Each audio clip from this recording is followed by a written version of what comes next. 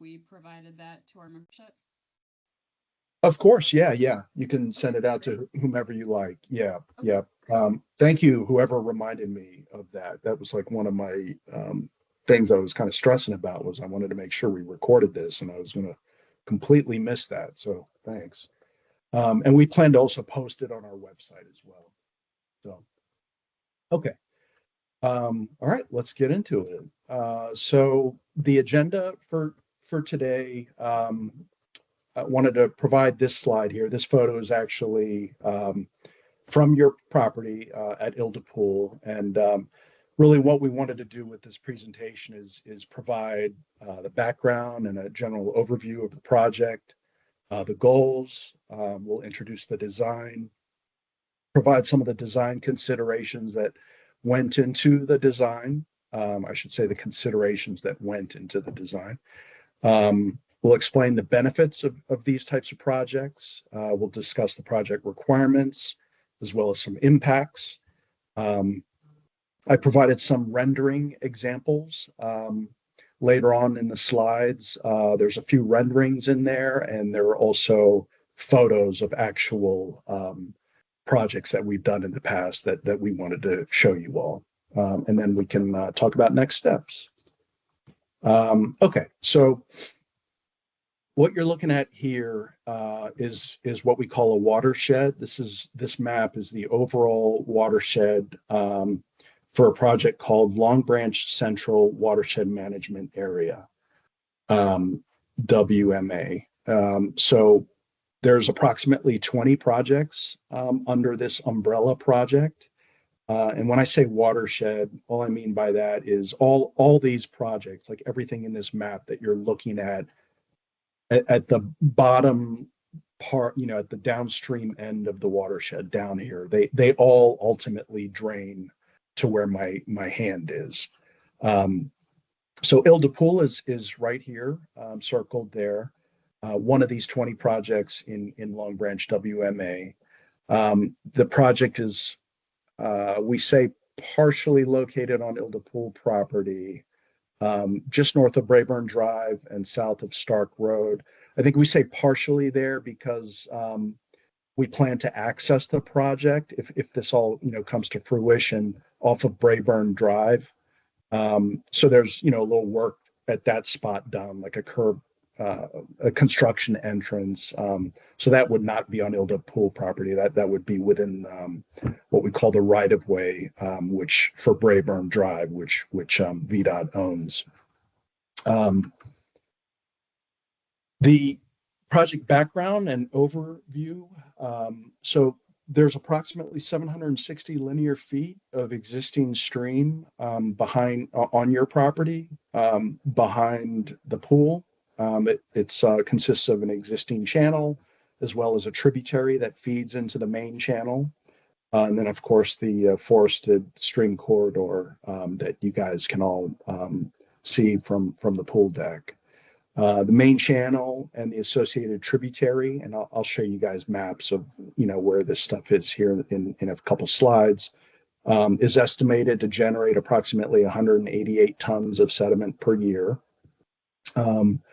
The banks are vertical in many locations, reaching 3 to 6 feet in height. This kind of condition contributes to further channel incision, continued erosion, and what we call a disconnection from the surrounding forest floor. And I'll get into explaining that here as we go on. But that term incision, so an incised channel, all that is a channel that has eroded downwards and has deepened over time. So it's part of this whole, part of the whole erosion deal, and the deepening of the channel and the eventual widening of the channel, all that contributes to erosion and an unhealthy stream and ecosystem, which I'll get into more here in a bit. So this picture here on the bottom left, excuse me one second, I'm going to mute my phone. So this picture on the bottom left here is an example of what we call undercutting. That's going on here as well. Trees are close to falling in. Um, there's also a county, there's a county sewer line here.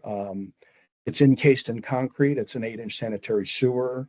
So when you go, use the bathroom or your sink, kitchen sink, whatever it may be, shower, all that eventually ends up into the sanitary sewer system, and that pipe is underneath this stream here. It's 8 inches, so it serves a lot of neighborhoods in this area. It's not specific to Ilda Pool. Um, it is encased in concrete. However, over time, the channel has degraded and eroded where now the infrastructure and the concrete encasement around that pipe is actually becoming exposed. So with these types of projects, we address things like that as well, in addition to the stream restoration part of the project as well. When these types of conditions exist, right? It's the perfect time to do it. So um, when a stream channel widens, it essentially the sides of the stream erode. They get pushed further and further apart. It's usually due to fast moving water or more runoff from upstream, which is typically a result of more development. That's happening throughout this entire area, not just Fairfax County. So as the stream widens and deepens, and again, it becomes incised, right? So there's that term again, incised, where it erodes downward. And over time, what happens is that that stream is no longer connected to the forest floor. It becomes disconnected to the forest floor. So that means when it rains a lot, the water remains in the deeper channel, and it doesn't really have a chance to spread out. So that cuts off the natural relationship between the stream and the surrounding land, harming the ecosystem and worsening erosion over time. Moving on to the next slide here. Again, these are pictures straight from your property at Ilda Pool. These are more examples of undercut banks, excuse me, and exposed tree roots within the project area. So undercut banks is interesting phenomenon, at least to me. It happens when water starts moving faster and it erodes the bottom of a stream bank. That creates what we call these overhangs. These were actually better examples of that, but there's a little bit of that going on here as well. So these hollowed out overhangs, over time, they can eventually collapse in on themselves, right? They fall into the stream and they just get washed down further downstream. So that contributes to the worsening condition of the stream. So anytime you see this kind of thing, it's typically indicative of erosion and stream instability. The exposed roots here shown they're providing temporary stabilization at this stage, but definitely a sign of erosion and channel incision. Um, Over time, the roots or the soil, I should say, that support these roots, it's going to continue to wash away, erode, making the trees unstable and more likely to fall in. So that all leads to more stream instability and erosion. So this project proposes to make the stream healthy. So a healthy stream typically healthy streams are connected right to the surrounding forest floor. So that means during heavy rains, or even not so heavy rains, medium rains, the water rises in the channel in the stream, and it has a chance to spread out onto the surrounding forest floor. So that helps to slow the water down. It soaks into the ground. It has much more opportunity to do so, to soak into the ground, thereby helping to control erosion and flooding. This also helps vegetation, trees, and wildlife by keeping the soil moist and depositing nutrients into the soil, like phosphorus and nitrogen. So in excess, phosphorus and nitrogen are a bad thing. They're bad for the environment, so it can be harmful. So when we allow the water to spread out outside of the stream a little bit and give it a chance to soak into the ground, um, that that water slows down, it soaks in, and those nutrients, the phosphorus and the nitrogen, they attach to soil particles. And then microorganisms in those soil particles, in the soil layer, like bacteria, fungi, protozoa. This is all going back to like eighth grade science class. Um, Helps process those microbes help process the nitrogen, essentially converting it into harmless nitrogen gas, while the plants, I should say the plant roots, absorb both phosphorus and nitrogen actually to grow. So they use those two nutrients to grow. And again, um, the term nutrient makes you think like this is a good thing, but in excess, those are bad things, phosphorus and nitrogen. So just wanted to make that little clarification there. So the ground, it plays a big role actually in filtering and processing nutrients, and before they really have a chance to pollute the stream. Um, Slide 6 here, I thought it would be, or we thought it would be good to highlight the goals of the project. So these aren't in really no particular order here, but I'll just start from the top left. So hydraulics, again, allowing the stream to spread out onto its natural floodplain more often. Geomorphology, it's just a fancy word for the study of landforms and I guess the processes that shape those landforms. So a goal is to improve stability, again, thereby reducing erosion, diversify the stream's characteristics, like pools, shallow areas, gravel beds, etc. So by adding pools, shallow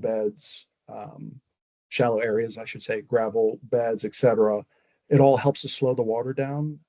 So that reduces erosion and as well as downstream flooding. It also improves water quality by trapping and filtering sediment and pollutants. So doing all this creates really a variety of habitats for fish and insects, all of which help to support a healthier ecosystem. That third bullet down there under geomorphology, maintain proper sediment transport. That's another goal, and all that really means is making sure the stream can carry sediment, sand, and gravel without too much building up in any particular spot, as well as too much washing away. So it's kind of a balance or a middle ground there. Um, all that helps to keep the stream stable, of course, and prevents erosion or even clogging. If too much builds up in a certain location, things can back up against it. Trees, shrubs, trash, who knows, over time, which isn't just it's not the way natural streams should be flowing. Physiochemical processes. I think I said that word correctly. It's just physical and chemical changes. That's all that means. And not to get too techy, but the raising the groundwater level once again helps keep the surrounding soil wet, which supports wetland plants and microbes. As I touched on earlier, the wetland plants absorb the excess nutrients like nitrogen and phosphorus for growth, while the microbes in the soil convert nitrogen compounds into harmless nitrogen gas. Um, so together, all that reduces nutrient pollution in the water in the stream. So without enough groundwater, the soil can stay too dry for wetlands to function properly. So in general, the higher the groundwater, the more improved the wetlands are, and the better the natural filtering is. Biology and ecology, and community and public out infrastructure. So um, a lot of these benefits, you can they're touch on, you can put some of these in different sections. So I apologize about being repetitive here, but it big goal, improve the hydrology to support the wetland species. Um, we try and enhance deep and shallow areas in the stream to provide a variety of habitats for different species. So biodiversity, just a variety of organisms and animals and insects, that kind of thing. And of course, minimize impact to existing vegetation. And I'll get into a little bit more detail on that. That's kind of a big one there.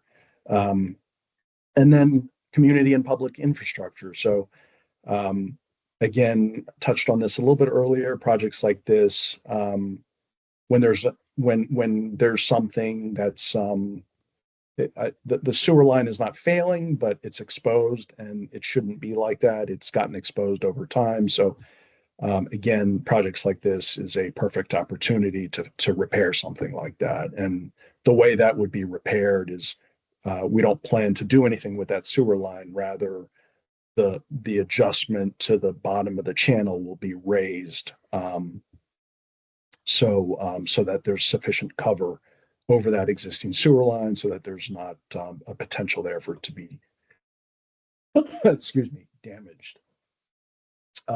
Moving on to the next slide here, I wanted to provide this drawing here in the presentation. It's actually, let me make sure I touched on everything else. I don't think I discussed, I meant to get into this third bullet here, incorporating rocks, natural gravel and logs in the stream. Again, that we do all that to slow the water down, make the water, I guess, flow a little bit more evenly. So slowing that flow down gives organic material like decaying leaves, for example, and runoff, both of which can contain excess nutrients, again, like nitrogen and phosphorus, time to settle, filter out, and be broken down by the microbes. So microbes convert the forms of nitrogen, like nitrates, into harmless nitrogen gas, or into ammonium, which is a form of nitrogen that plants can safely use as fertilizer. So all these processes help reduce pollution and keep the stream ecosystem balanced. Okay, sorry about that. Back to the tree preservation plan here is what we call these sheets. So this is taken straight out of our 35% plan right now. And we are at 35%. So it's at this stage that we typically pause work with our consultants on the project. So to do this kind of thing with the property owners, to see, to see if they're on board or not, as you guys will be deciding here, I guess, in mid-November. But I wanted to provide this sheet here, and I know there's a lot going on, so I'll try and just highlight what I wanted, why I provided the sheet. So these shapes that you see here, these are all trees. So this is the legend here, right? So these blue trees are specimen trees in good condition. The green are good trees as well. The further you go down, the yellow ones are fair condition, the orange are poor, and then the red are dead. So you can see there's some dead ones here as well. And those this tree survey had already been done prior to my time, as well as Jason's time at the county. So Lisa, I imagine probably somebody contacted you all requesting to go on your property to do all this. And what you're looking at here is a result of that survey, and what those consultants did was go out to your property, and they picked up trees. I shouldn't say picked up. They have a question from Joshua Jones. Okay, Joshua, I'll get to you in 1 second. So the professionals went out there and located the trees is a better term, right? Or they surveyed the trees. All trees generally that are 12 inches in diameter or larger is what they look at. That measurement, that 12 inches, is typically at chest height. So you're looking at trees here that are all 12 inches in diameter or greater. I can take Josh's question here. I'm at a stopping Actually, point. it's Lisa. I'm just it just Oh, shows up okay. as Josh. I think because it's our family shared computer. But Gotcha. Dennis, I was just wondering if you could orient folks to kind of what we're looking at here in terms of Yep, pool property and then where the streams are. definitely. Yep, for sure. So your pool is right here. Okay. The main channel is behind the pool. And if you follow my hand, it generally runs this way. So the project begins up here. So if I'm standing on the pool deck looking straight out this way, and then I look left, the project starts at this is the upstream end of the project. This is where the main channel begins. And if you follow my hand, it sort of flows in this direction, right? And then it ends up down here where it enters an existing large culvert that goes under Braeburn Drive. I think it's a 54-inch diameter culvert, so it's a big one that it enters there. About a third of the way up, right here where my hand is, um, there's a tributary that ties into the main channel, right about at this point. So from here, the tributary and the main channel come together roughly at this point, and they continue down this way into the existing culvert that goes under Braeburn Drive.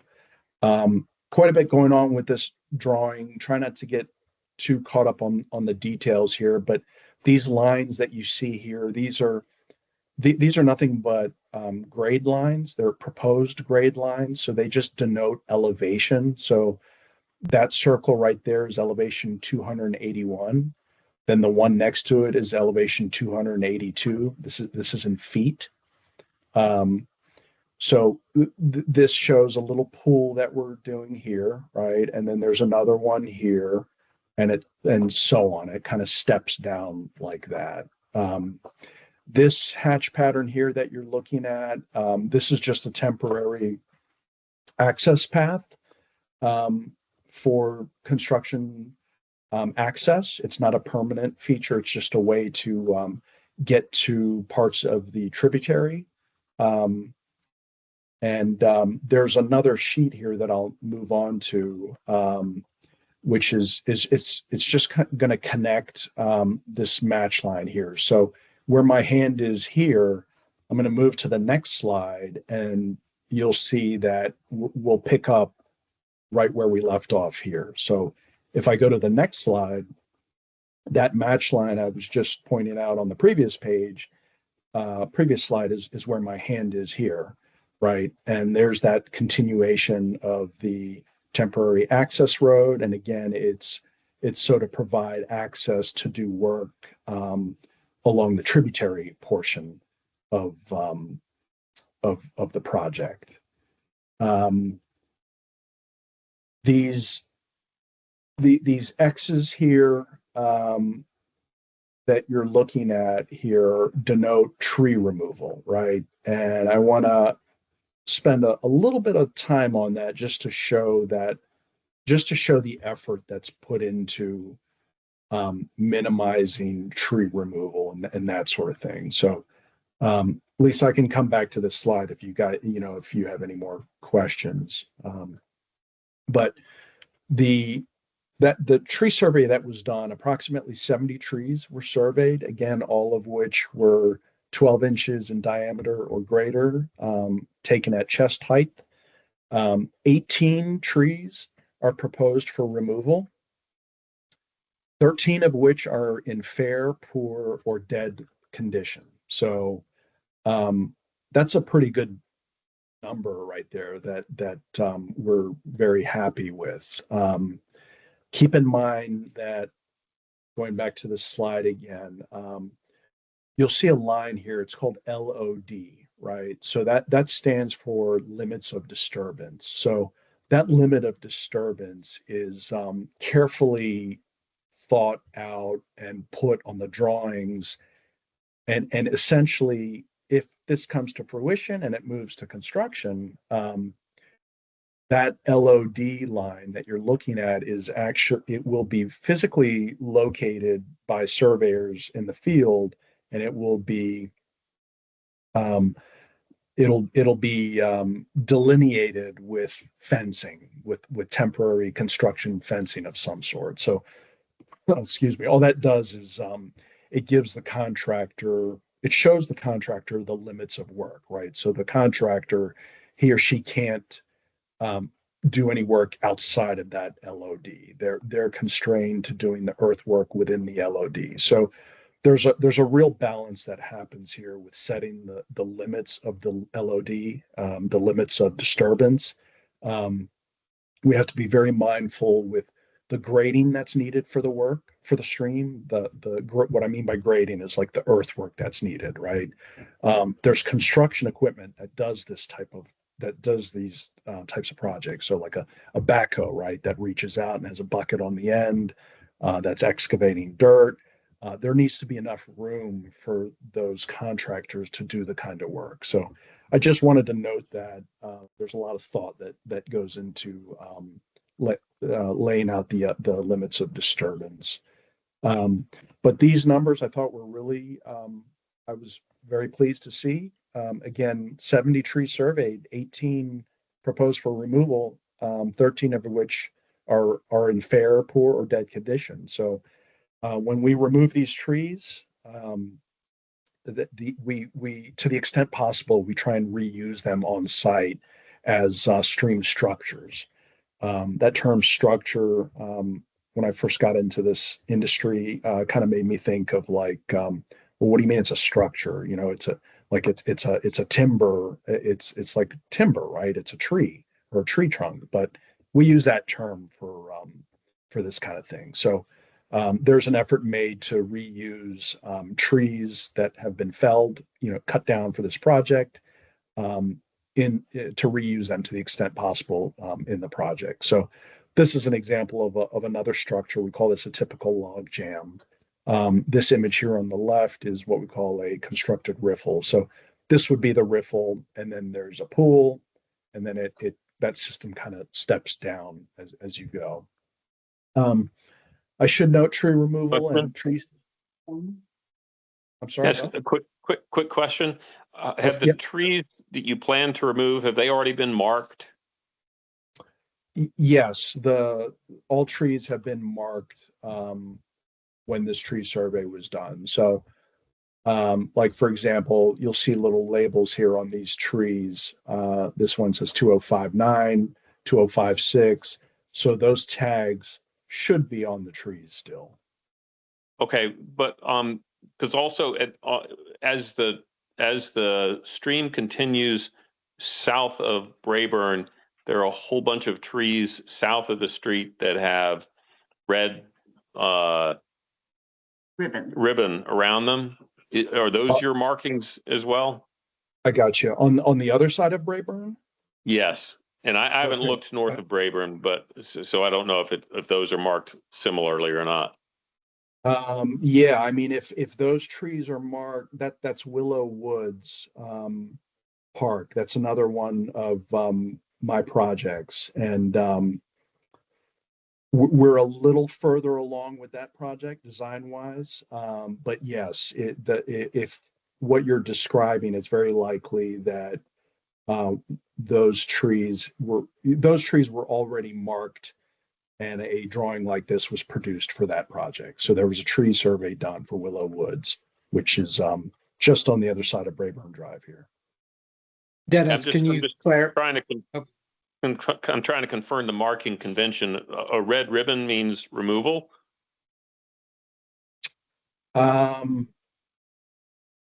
mm, It Yeah. depends on the contractor. Oftentimes it does, but we're not at a stage with that project where we're nowhere near that with that project for highlighting trees for removal, like actually like physically doing that in the field. So we're not in any sort of process to remove trees at this stage for Willow Woods. We're still in design with that project as well.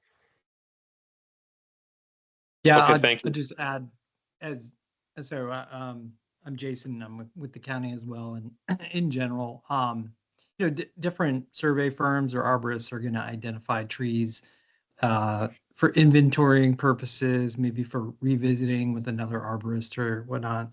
As Dennis said, we are not at a stage where we would actually indicate in the field that this is to go or not. The choice of red or blue or white, is probably whatever synthetic tape they had available that day. So the inventorying, it does require us to put like a tag in the tree. It's usually a little silver disc, and that has a number that corresponds with the plan sets. So if there's any in particular tree that you are interested in that is flagged, we can cross-reference it with those design plans, so we can give you our condition analysis of what it is, and maybe our prevailing thought as whether it would be removed or not. So Thanks, I appreciate that. Sure. Trying to remember where I left off here. Okay. So, given that we're in 35% still with design for this project, tree removal and tree save continues to be refined throughout the design process. However, at this stage, we're getting pretty, we have a good idea of the limits of disturbance and the tree removal necessary. So within that LOD that I was describing, again, from here to down here, the width of which varies throughout the project. Excuse me. That's work area, right? So not to sugarcoat anything and to be very transparent, it becomes work area. It all becomes disturbed for the contractor to do their work. However, at the end of the project, probably the last 10 to 15% or so of a project, the revegetation or the replanting begins. So that's a huge component of these projects. After the stream is constructed, the earthwork is done, the grading is done. The structures, again, there's that term structures that are installed in the stream. And just to clarify, when I say structures, it can be, wood timber structures. This is a structure here really that you're looking at. I mean, it's a mix of rock. We have bigger rock structures that we use. They're all from quarries around here. And these big, heavy rocks, it's all used, in coordination with smaller rocks like this, with timber. It's all used together to support and kind of hold the stream in place so it doesn't continue to erode. But so new trees, vegetation, woody material, bushes, wetland grasses, all that stuff is replanted within the limits of disturbance at the end of the project.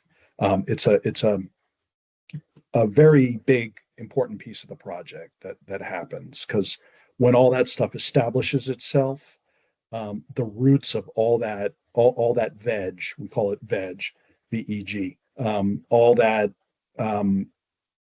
holds and helps to stabilize the newly constructed stream. And so on that note, this next slide here, these are 5 pictures here of actually species that are being used for this project on your property, but it's only a handful of veg that is proposed for the overall project. So as I mentioned earlier, there's there's wetland grass seed that we use. Everything is native. There's nothing non-native. We don't use invasive plants. Everything is native. So these next slides, and I'll get into in the next fewer slides, show you how sort of a timeline of how long it takes for the vegetation to establish itself. And what I mean by establish itself is just to really take root in the soil and hold the ground together. Excuse me. So this next stream or slide here, slide number 11, wanted to highlight the benefits of stream restoration. And I realize it's 6:42 here, so I'm going to try and move a little bit faster. So benefits of stream restoration and reconnecting to the floodplain. Again, reduce erosion. These bullets are in no particular order. Second bullet, the water again has a chance to spread out more across the new floodplain because the stream is kind of picked up. The banks are kind of pulled out a little bit. It's not this deep eroded incised channel anymore, right? So there's more opportunity for water to kind of spread out. That promotes ecosystem health, sediment trapping, material processing, and reduction in flooding. That term material processing, all that really means is it's really the stream's ability to process decaying organic matter and nutrients. So this cleans the water and supports the ecosystem, kind of like a natural recycling system. Groundwater recharge or recharge groundwater. Interchangeable. That's a good thing, a big benefit of these projects. So groundwater recharge it helps to keep the stream flowing during summertime or drought or really dry periods. So again, the soil beneath, when you give the opportunity for groundwater recharge or infiltration, the soil beneath captures and holds these nutrients that I was discussing earlier, again, phosphorus and nitrogen, for material processing. So that's really only made possible when the water has an opportunity to spread out across the forest floor a little bit more than it's doing now. Another benefit, support wetlands and vernal pools. Vernal pools are small, shallow wetlands that typically form in the spring from rain. Excuse me. They do dry up, so they don't have fish, but which makes them an ideal safe breeding spot for amphibians and insects, which just promotes more of that biodiversification that I touched on earlier, which again is just a greater variety of species. The invasive plants, these projects help to control that. So, restoration helps control invasive species by creating healthy, stable streams and adjoining areas by reducing disturbed or eroded areas that invasives often take over. So when you're looking at eroded areas where you see the dirt, the orange dirt or the brown dirt, you don't see any vegetation, invasive veg or invasive plants love to take over those types of spots and those types of areas. So replanting native vegetation gives native plants really a competitive edge and helps to crowd out the invasives. Also, controlling invasive plants helps to improve water quality as more moisture and fewer erosion events. As I should say, as more consistent moisture and fewer erosion events favor native species adapted to those types of settings. So by restoring the natural conditions, stream restoration projects make it harder for invasives to take over. We're getting close to the end here. I wanted to provide these two technical looking diagrams here. We just call these a typical section, and I'll briefly explain what's going on here if you haven't already figured it out.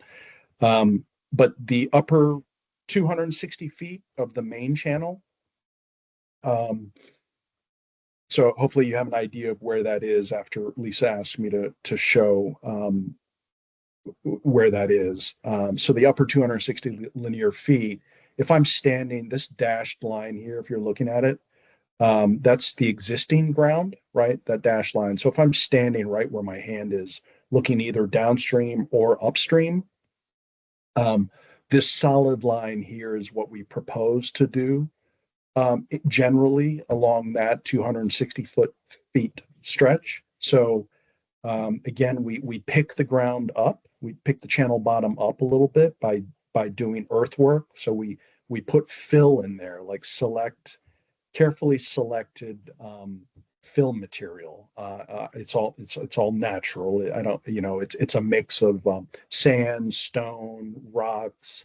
It's all local, from local quarries, that kind of thing. We call it, one term for that is RBM, reinforced bed mix, but that's not necessarily the entire media there.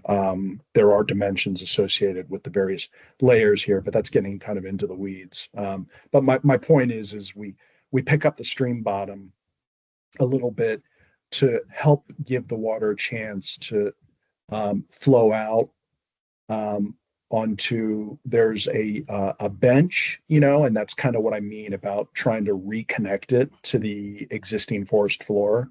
That's really exactly what that is. So in these cases, the water is no longer rushing through an incised, eroded channel, shooting at a high velocity straight down the channel. This proposed stream, the new stream that we'd like to do, mitigates that. So it helps to slow the water down by spreading it out.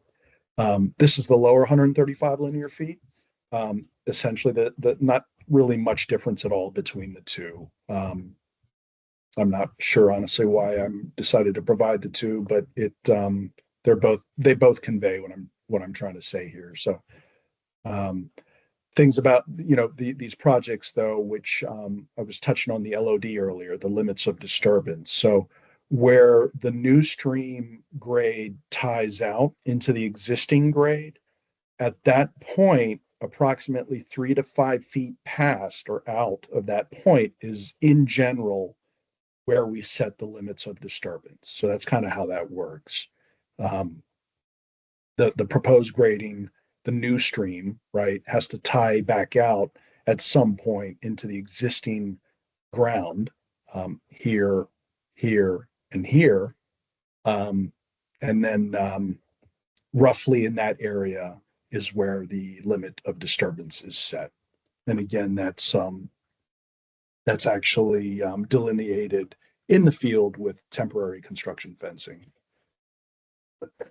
Okay, excuse me. So provided these sheets here, I'm going to try and fly through these, if that's okay with you all. But with stream restoration projects, we usually look at them in like there's priority numbers. So this slide shows priority 1 through 4. Now, this project, the main channel is a priority 1 restoration. That's what this is here, right? So I won't read these verbatim. You guys are welcome to. But again, you can see, and if you'd like me to zoom in, just let me know, but I think this conveys it. You can see the existing channel, right? That's much deeper and much more channel-like or hollowed out. And then we raised the stream bed, and that would be this guy here, this line here, right? And then we tie out into existing grade here, as well as existing grade here. So doing that again, as you could imagine, helps to reconnect the flow with the floodplain, improves riparian health by raising the water table elevation. So that again, that's that whole groundwater concept I was getting into about in these areas here, as well as here. So the water having a chance to settle into the ground. All that minimizes flow depth during flooding, during floods, resulting in lower shear stresses and reduced channel scour. Those are just technical terms for faster moving water that really raises havoc with what it's running over. So there is a portion of the lower main channel that will be a priority too. So again, that main channel, whatever I said was approximately 365 feet, I think I said. I'm sorry, I'm way off. 260 linear feet. 360. Okay, so the whole thing is about 260 plus 135. That's 360. About 400 feet plus or minus. So the lower, I didn't make a note to myself on this, but the lower, a portion of the lower of the main channel on the lower end is proposed to be a priority restoration number 2. So that would be this condition here, where essentially the grade elevation of the existing channel is held, but there's a little bit of cut on either side of the bank here and here. So the new ground would be this lighter colored line that you're looking at here. And there's various, with all the modeling that our consultants do and that we get involved with, and site constraints and that sort of thing. I won't get into the details on that, but there's reasons for doing different priority restorations on various segments of stream. In general, the tributary that I mentioned earlier that ties into the main channel, in general, that's also a priority restoration number 1. So again, just to recap really quickly, and we're wrapping up here, that priority 1 is filling the existing channel to restore connectivity back to the surrounding forest floor, and that all that helps to create a system that has the best potential for long-term stability, while trying to minimize impacts to adjacent areas and that sort of thing.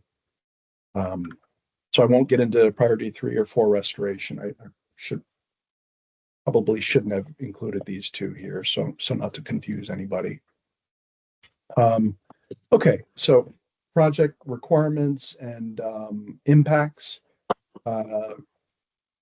Construction activities, as I touched on, remains in the limits of disturbance, LOD, within county easements. There are a lot of existing easements already on your property within the VDOT right-of-way, which would be this area here, right? From that line to that line, that's VDOT's road.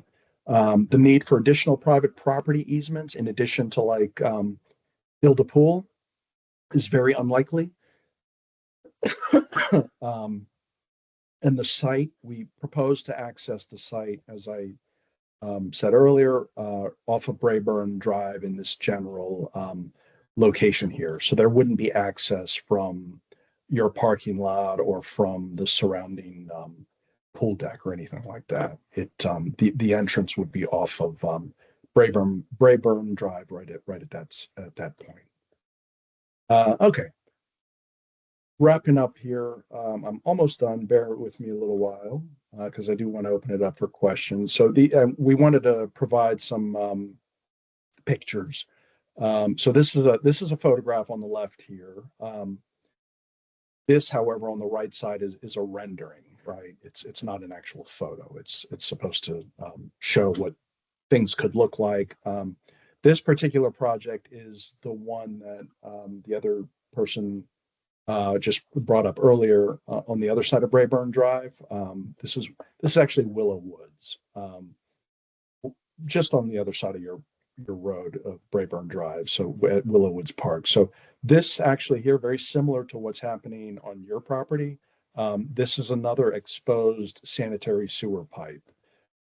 It's encased in concrete, but that shouldn't be like that. It's exposed and it's going to erode and degrade over time. So there's another example of where infrastructure is in need of help. This rendering just I included this to try and show again, these are all structures. There's that term again. So rock structures, wood structures, pools, riffle, pool. Excuse me, looks very nice. I wanted to provide some examples of similar projects. These are actual photos of real projects that we've done in the past. This one is Turkey Run at Truro. So before stream restoration, you can see the vertical banks. If anybody would like me to zoom in or anything like that, just let me know. But it kind of messes up my my mojo here with the slide setup. But Turkey Run eroded. Let's see, that's what I meant. Okay. You can see some of the vertical banks there, the undercutting that's happening. I apologize on the pixelation of the photo. Roughly 1 year after restoration, this is what the project looked like. So there are these guys here are again structures, right? You follow my hand. There's the adjoining surrounding forest floor that we're calling. You can see how the water has much more opportunity now to spread out onto here as well as here. Whereas in this condition, that is not happening. So roughly first year after restoration, veg begins to establish itself. 4 years after restoration, quite the difference, right? That it's gotten a lot more, much more established, I should say. So this is all a good thing. The roots associated with these plants, and again, they're all native. They're all carefully selected, very carefully selected, actually, by our folks internal that review these types of things for these types of projects. But they're all wet, they're all native vegetation that is selected that thrive in wetter conditions like this. So over time, the roots just really grab the soil, hold on to it, and make for a very stable stream. These are some of my favorites here. This is a Difficult Run tributary at the GC. That's where Jason and I work. You can see the condition of this stream, very eroded, overhang that's going to fall in. All the vertical banks here, the severe bend in the stream. Here, you can see approximately after 3 months of restoration, how much nicer it looks. So again, this is an RBM mix here. You can see that the smaller stones in this area, and then this particular project was larger rock was mixed in with this project. Every project is unique, so they're not all identical with types of methods used for restoration. So these are just examples. There's another before and after. This is Poplar Springs at Burke. This looks really bad. And then much nicer 4 months after construction. So again, there's you can see what we've done here is picked up the ground, the stream invert, the bottom of the channel, help to eliminate these vertical walls that you're staring at. These are probably, who knows, 6 to 8 feet in height. It's hard to tell scale wise off of this photo, if not even taller, probably taller.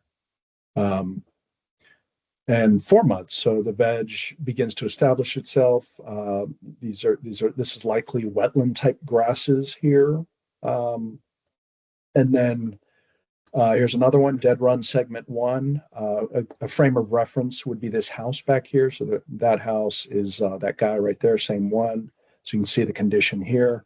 And then 6 months after restoration, the veg begins to establish itself. You see the mixture of structure material that's used here, smaller rock mixed with fines, some larger rock providing some support to the embankment here.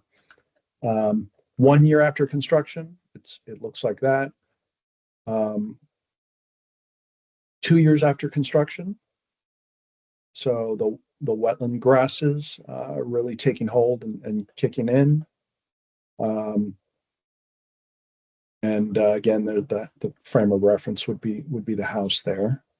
So that tree right there is that guy there. Okay, so just to add something real quick, Dennis. Yeah. And somebody might ask, why not year 3 or 4? And I asked that on my first ever stream restoration project of my consultant. I said, I got to go to the public and explain this. Tell me. And they said, after 3 or 4, I could take a picture in the woods and it looks like not even the same place. It looks like I'm just in the woods. So it's really tough to demonstrate much further after this because this vegetation will take off. Yeah. So and that's a good point. And that's really the intent, Yep. is for the veg to take off, as Jason said, and to help try and crowd out the invasives. You're never going to get rid of invasives completely, but you can try and mitigate that to some extent. Okay, so next steps. I imagine there'd be additional meetings, with you all as design progresses. And again, we know you all are voting on the project coming up here in mid-November. Construction timeline has yet to be determined. The group that Jason and I are in, we manage the design and the permitting. So that would be that first bullet there. So once that's done and permitted and approved, it moves on to another department of ours that manages the construction. So I would still be involved during construction, but more from what we call a CA side, a construction administration side, which means if something was missing on the plans, for example, I would have to deal with that and coordinate with our consultant for that kind of stuff. There is post-construction. I mentioned the other department. Once it's permitted, it moves to another department and they manage the bid process. So they, once the plan's approved and permitted, we typically hand it off to them and it can sit with them for several months. But they manage the effort of putting it out to bid, so that the contractors have an opportunity to bid on the project. And then last but not least, post-construction monitoring. That is,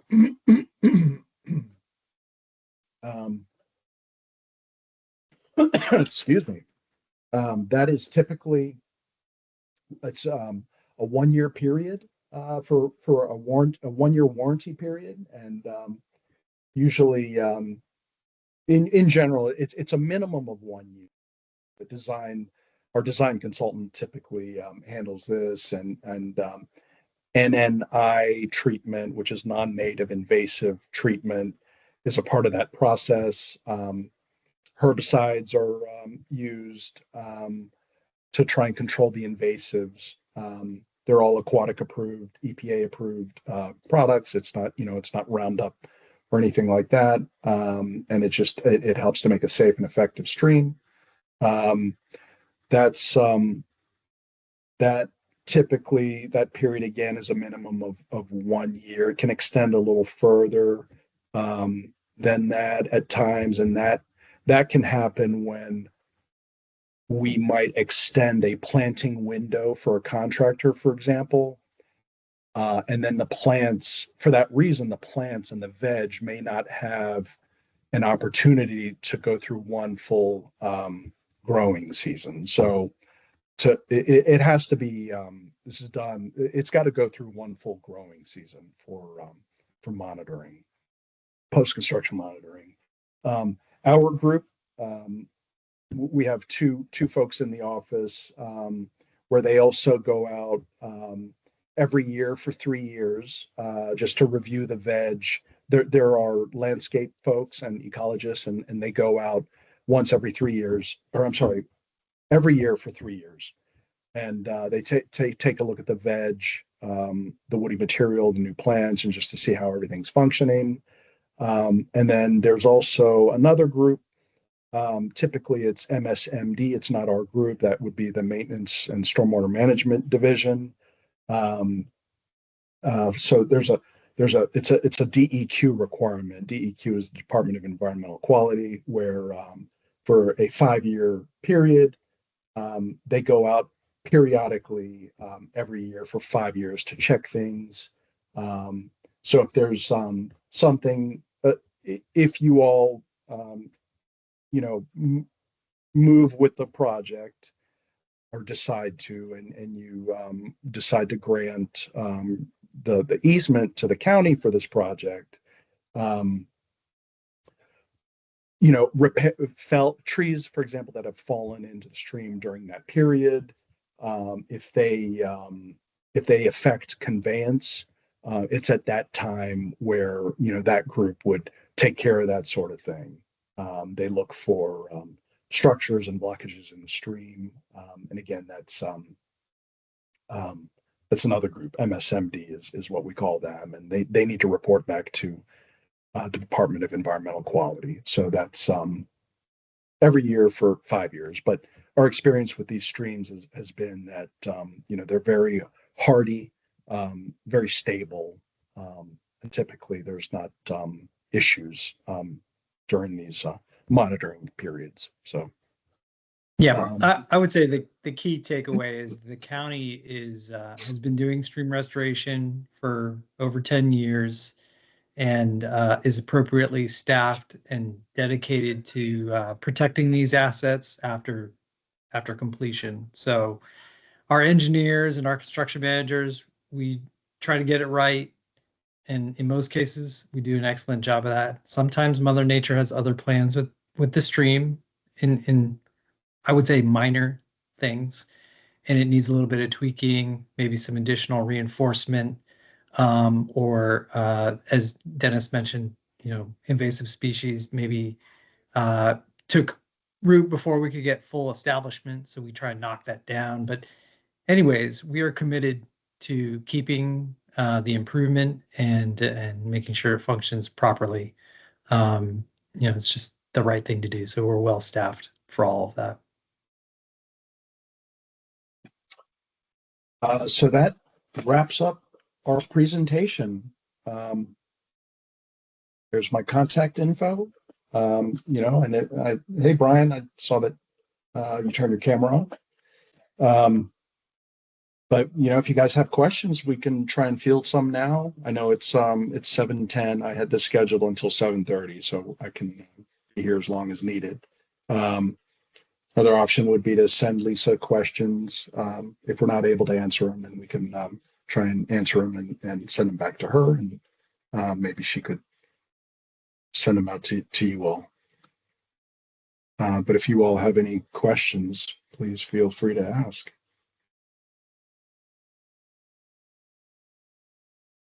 No questions. It was a great, very informative presentation. So thanks. I guess it's just incumbent upon us to get the word out and to get the vote to pass. That's always the challenge on our end, especially since we're a pool and it's not summer and people don't always come to meetings. Yeah, I know how it is. I'm a member of a pool as well, and it's a very similar situation. So I'm curious, Do you have to have a certain number of members to have a quorum, or I see Lisa? Yeah, we have to have 40 people. Quorum. We will also have an absentee ballot option for folks. We're kind of on that now. But we have to have 40 people. I think we'll be okay because the chili cook-off is a pretty popular event. We're kind of trying to do a 2-for-1 where we get, folks coming to the event and others who, would rather just come for the vote. But hope that way we have enough.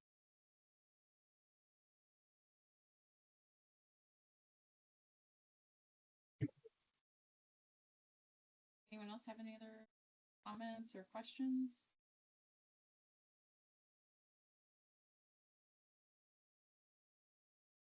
Brian, did you want to say anything? I'll just quickly introduce myself to those members of the pool that aren't familiar with Friends of Long Branch. I'm the president. I'm Brian Campbell, I'm president with Friends of Long Branch Stream Valley. Some of you may know me from some of the stream cleanups that I organize in the Long Branch watershed during the spring, sometimes in the fall, some of the maintenance activities, or some of the school Canterbury Woods water quality watershed workshops that I host with some of the teachers. I've been involved with a number of the county's restoration projects, not just in Long Branch, but in other watersheds through other appointments, board appointed appointments that I hold. And I'm here really just to advocate for the project to move forward and answer any questions from a non-governmental agency perspective about these stream restoration projects from my experiences. And yeah, I guess I'll pause there and say thanks again to Dennis for the invitation and Lisa for including me. And I'm open and available for any questions from my perspective about these projects that anybody has.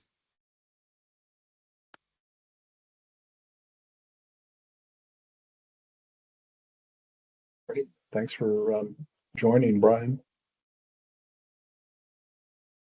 It's also from the board, just to clarify kind of and provide a little more information about what our next steps are. So, as mentioned, we will be having a vote on, it'll be on November 15th, which is, as I mentioned, the same day as the chili cook-off. And that vote is to donate I mess up the name, Dennis, but a stormwater easement to the county. So Ilda would still maintain ownership of our property, but in order for the county to be able to do this work, they have to have a stormwater easement and correct me if I'm wrong on the name, but they need this easement to be able to do the project. And Dennis mentioned there are a number of other easements already on the property, but those don't allow them to do this kind of work. So this is an additional easement on top of the others that are already there. Inside that potential already protected from development, so we couldn't do anything like build a new structure there or anything. So that's what we'll be voting on November 15th. And then, if that will approve, so the board is very supportive of the project. In addition to improving the health of the ecosystem and the watershed, it'll also help protect the infrastructure of the have seen a lot of erosion and degradation of the stream banks coming right up to the edge of our property and right up along the pump house. And so, if that erosion continues, I think it looks like it'll put our structures at risk. So, yeah. And I'll be putting this online, and I'm happy to answer any questions anyone has, field questions as needed.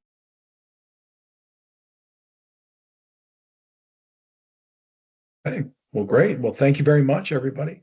Appreciate you all taking the time out to listen to us brief the project. So Thank you for the presentation. Very informative. You're welcome. Glad it was helpful. All right. Dennis. I will end the recording here. And hopefully I can send that link to you, Lisa. Great. Thank you all for